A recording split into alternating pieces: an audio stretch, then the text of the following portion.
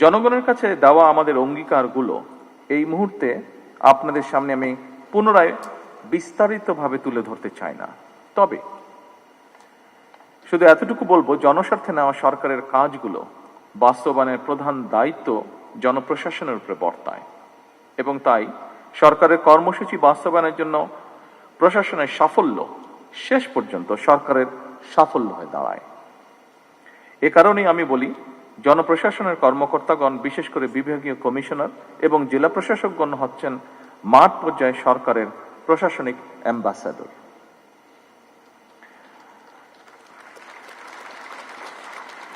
সম্মানিত সকল উপস্থিতিবৃন্দ, বর্তমান সরকারের উপর জনগণের প্রত্যাশা অনেক। বর্তমান গণতান্ত্রিক সরকার জনগণের সকল যৌক্তিক প্রত্যাশা সাধ্যমতন পূরণ করতে বদ্ধপরিকর। এটি জনগণের প্রতি আমাদের অঙ্গীকার। আমরা কথায় কথায় বলি জনগণ রাষ্ট্রের মালিক।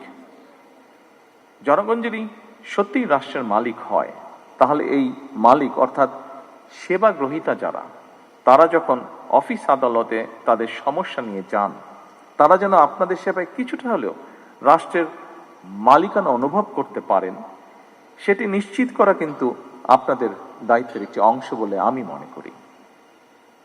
একজন সাধারণ মানুষ যখন কোনো সরকারি অফিসে যান, তখন সে সংশ্লিষ্ট কর্মকর্তা কিংবা সংশ্লিষ্ট অফিস ব্যবস্থাপনার মধ্যেই পুরো সরকার ব্যবস্থাকে মূল্যায়ন করে বা তা করার চেষ্টা করে। ধরা যাক, একজন সাধারণ নাগরিক কিংবা একজন দিন মজুর, তিনি যখন জন্ম নিবন্ধন সনদ সংশোধন করার জন্য আপনাদের অফিসে যান, তিনি হয়তো জানেনই না কোন টেবিলে যেতে হবে, কোন কর্মকর্তাকে কিভাবে অ্যাপ্রোচ করতে হবে। এমন পরিস্থিতিতে সেবাগ্রহীতা যদি সংশ্লিষ্ট কর্মকর্তার আন্তরিক ব্যবহার পান, তাহলে এটি রাষ্ট্র এবং সরকারের প্রতি জনগণের আস্থা এবং বিশ্বাসকেই বৃদ্ধি করে। আর যদি হয়রানির শিকার হন, তাহলে তিনি শুধু একটি সেবা থেকে বঞ্চিত হন না, বরং একই সাথে রাষ্ট্র এবং সরকারের প্রতি তার শ্রদ্ধা এবং বিশ্বাস নষ্ট হয়।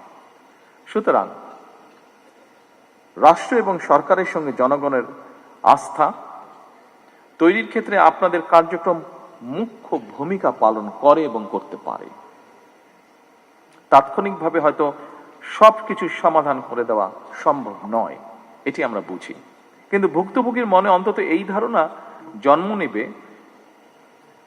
নেওয়া জরুরি, আপনি কিংবা আপনার অফিস তার সমস্যার সমাধানের ব্যাপারে আন্তরিক।